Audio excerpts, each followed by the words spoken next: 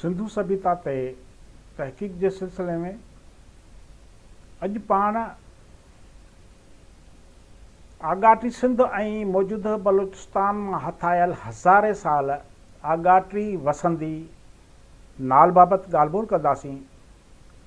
पंहिंजे हिन lecture series ज़रिए कोशिशि आहे त सिंधु माथिरी जी सभ्यता ऐं सिंध खे दुनिया जहान ते रोशनास करायूं, हिन देश जी शानदार माज़ी बाबति आगाही ॾियूं।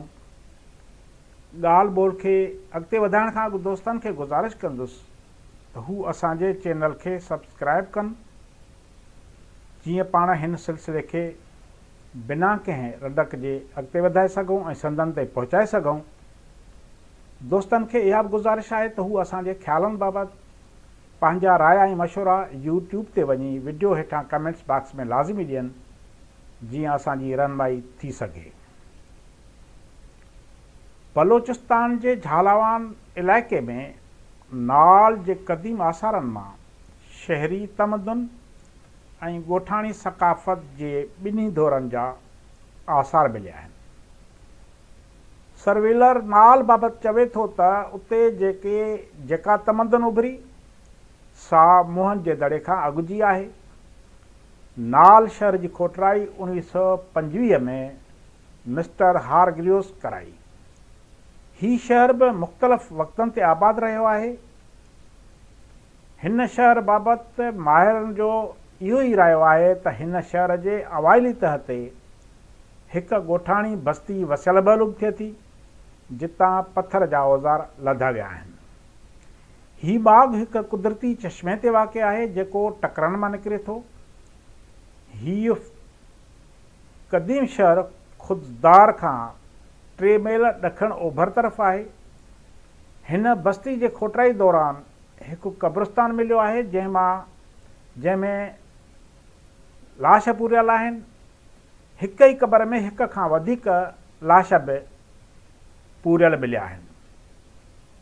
केतिरियूं ई क़बरूं अहिड़ियूं मिलियूं आहिनि जिते वॾनि सां गॾु नंढनि ॿारनि ऐं औरतुनि जा बि लाश दफ़न थियल आहिनि, जंहिंमां मालूम थिए थो त हितां जा माण्हू कुटुंब जा मोल माण्हू हिक ई हंधि दफ़नाईंदा हुआ। लाश ओभर तरफ़ पूरियो वेंदो हो ऐं उन सां गॾु थांव बि गॾु पूरिया वेंदा हुआ। केतिरनि ई थांवनि में जानवरनि जा हॾा, ज़ेवर ऐं मणिया मोती हथ कया विया आहिनि,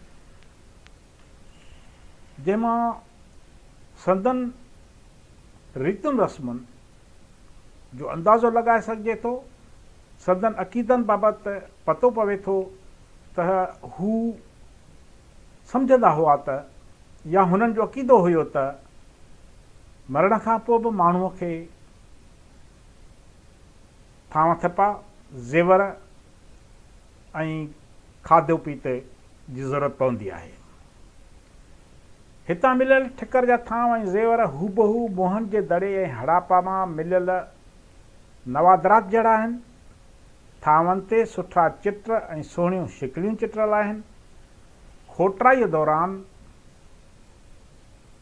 ट्रामे ऐं कुट जा थांव ऐं हथियार मिलिया आहिनि।